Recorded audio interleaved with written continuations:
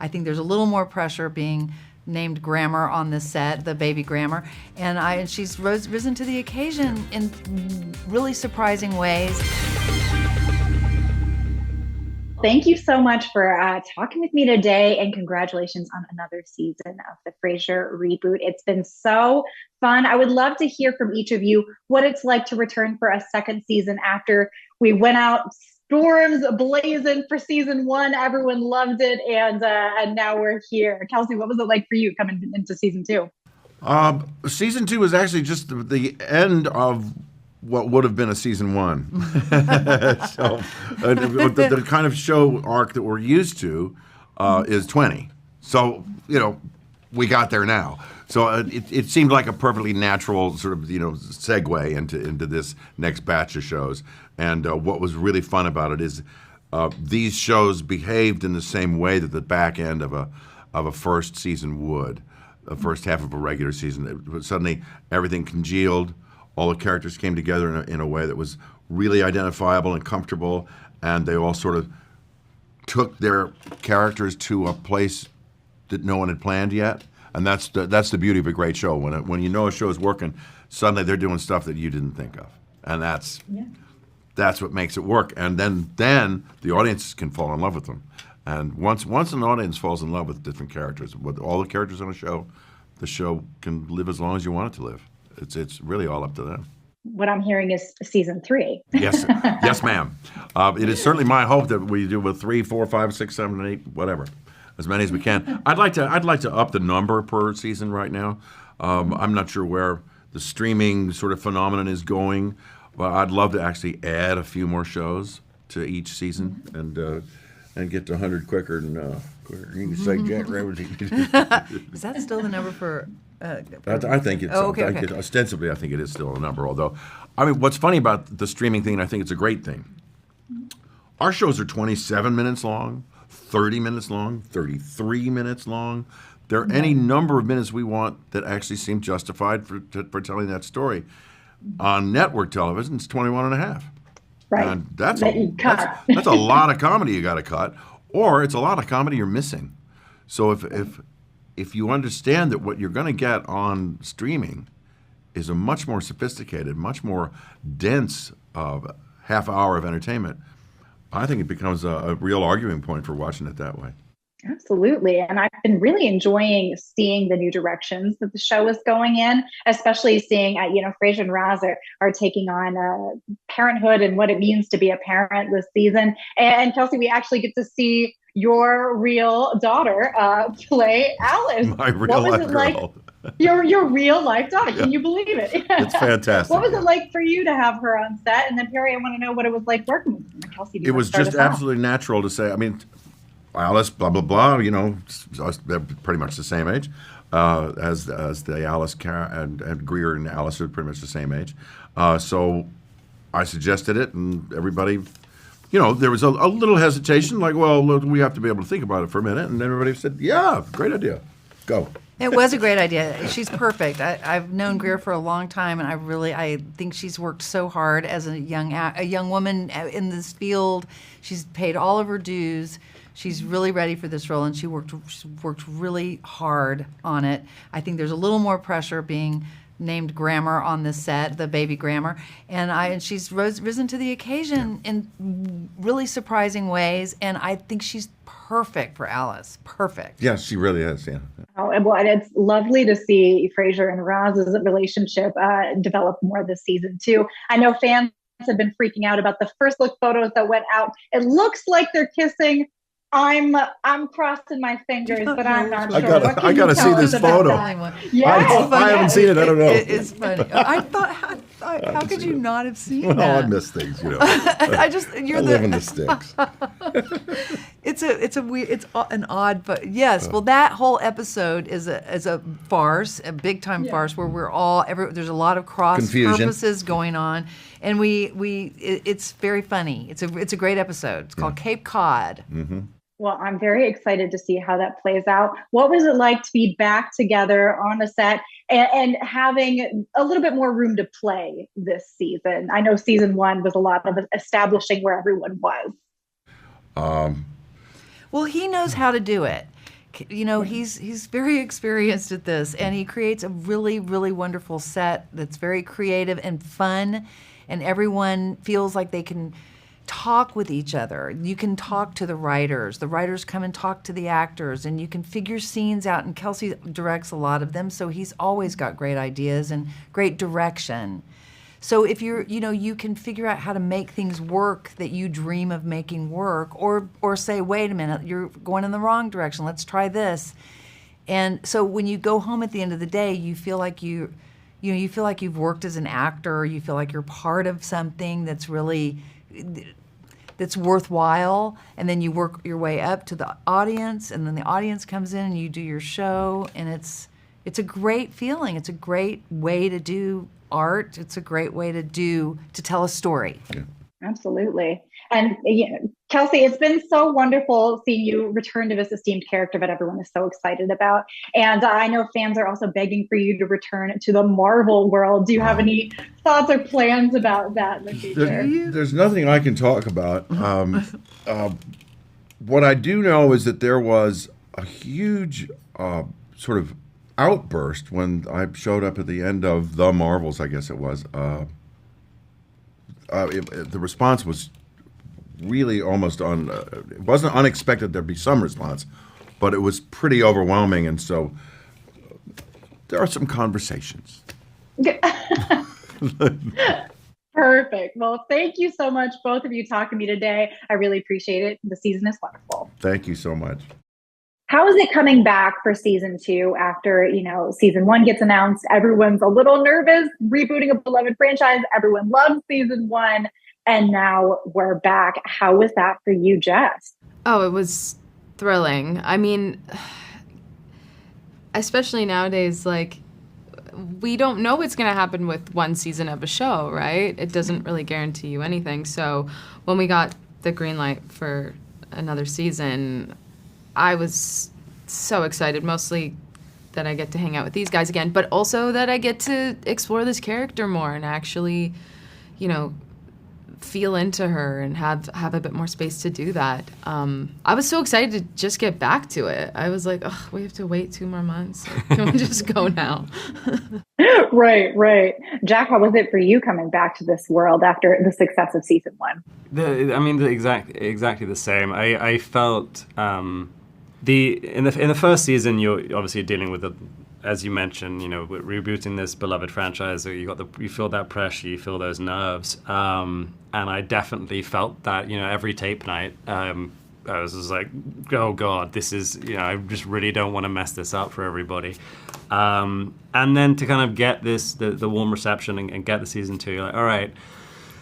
Whatever I'm doing, it's not perfect, but at least I'm on the right track. And if I dig in and keep going, then I'll probably be okay. And I didn't feel that same dread. The season 2 tape nights. Obviously you have adrenaline, you're excited any performance, but it wasn't the same level of terror. And as a result, I think I will speak for myself, but I think we were all much more relaxed and. It felt so collaborative. The writers knew us now, and we know them, and the communication is just that much easier. And as a result, it's more fun. Yeah, well, and Jess, you mentioned this, but we really get to dive into Freddie and Eve this season. We really get to know more about them rather than just being introduced. I'd love to hear from each of you what it was that was the most exciting aspect of them to dive into season 2. Jess, do you want to start us? Sure. I mean, I think you're seeing Eve at an important stage of her grief. Like, she's letting go of some stuff. Her and Freddie are doing it together, getting rid of some of her late boyfriend's belongings, and but also you get to see her kind of growing up a little bit. There's a really great episode about her being an exhausted single mother and Roz coming in to sort of give her a night out. And I think I don't know, I don't know how else to describe it than she's growing up. She's getting more grounded in herself. I think as I'm finding her as well, but yeah. Yeah. Jack, what about you and Freddie? Freddie, again, like kind of as I alluded to earlier, I think that the writers know us all so much better now, what we can do as actors, and also, what the dynamics between the characters that make the most sense and work best to kind of propel stories and keep the comedy alive. So from the word go this season, I was like, they figured Freddie out. Like they've over the course of season 1 and on the hiatus, whatever, someone was like, that's who he is, and as a result, it was so much fun just from the word go. Like, okay, we're all a bit more comfortable, and as a result, these relationships, as you were sort of saying, between these characters, they're crystallizing for me. They're becoming a lot clearer, and once you know there's that trust there and that foundation in that relationship, you get to have so much more fun. You get the trivial conflicts can get blown out of proportion without fear of any dire results, and so I think between all of us, we all get to play off each other now in a much more fun and satisfying way. Absolutely. We get to see a lot of Freddie kind of grappling with his relationship with his dad this season. I think it takes it to a new level of that relationship. Can you talk a little bit about what's coming this season? Yeah.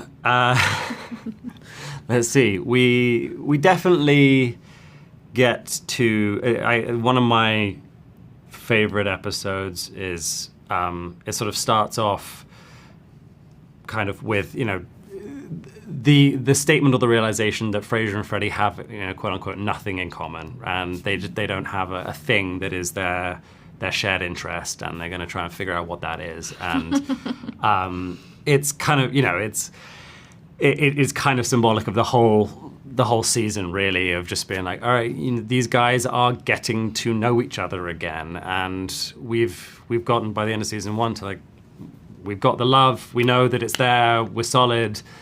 Now let's peel back some layers. Let's figure out what's at the center of this onion. And I think that for me that was sort of the arc of season 2 for Freddie anyway.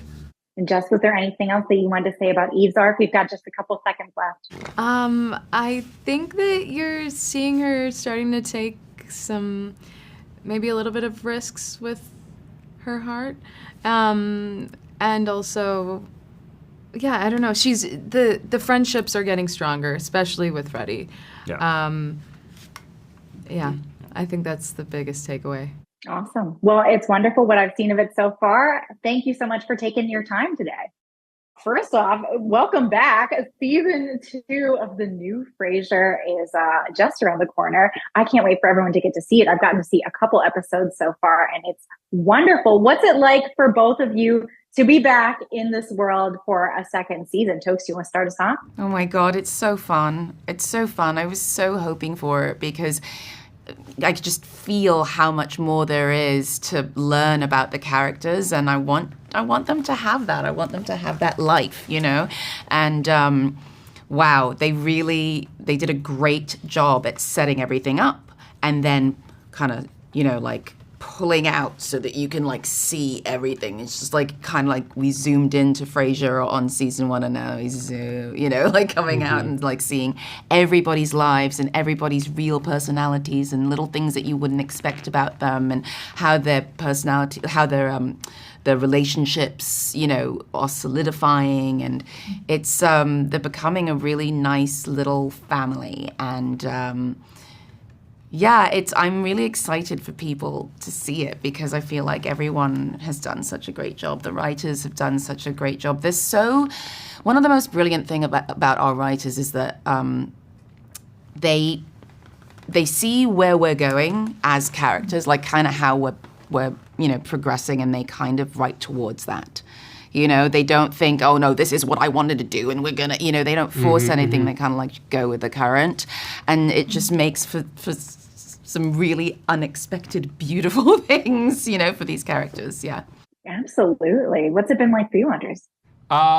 It's been great. I'm so glad to be back because season 1, I was like, when do I wake up, or when is they're gonna realize, oh, we actually It was Keith Anders. That's who we wanted, not you. But now, season 2, I was really able to have even more fun than I did in season 1, and just, it was like going to summer camp or something. Right. You have your little room, and then you get to come out and basically play all day. It's like going to summer camp for the second time. Yes, right? for the second time. Now you know what's going on. Now I know the cool counselors and where to go skinny dipping. Okay. Yeah. Oh God. You know Maybe how I to shouldn't have said that. You know how to jump off the tire swing now. Yeah, the without tire hurting yourself. swing without hurting myself. Yeah. Yeah. Good point. The bug juice. That's the biggest part, obviously. Yeah. Of course. Well, Frasier fans are such a fan of like Easter eggs and just little nods to the original season, but I'm loving exploring your characters and really getting to know them more. What aspects of Olivia and David were you most excited to explore this season? Tokes, do you want to start us?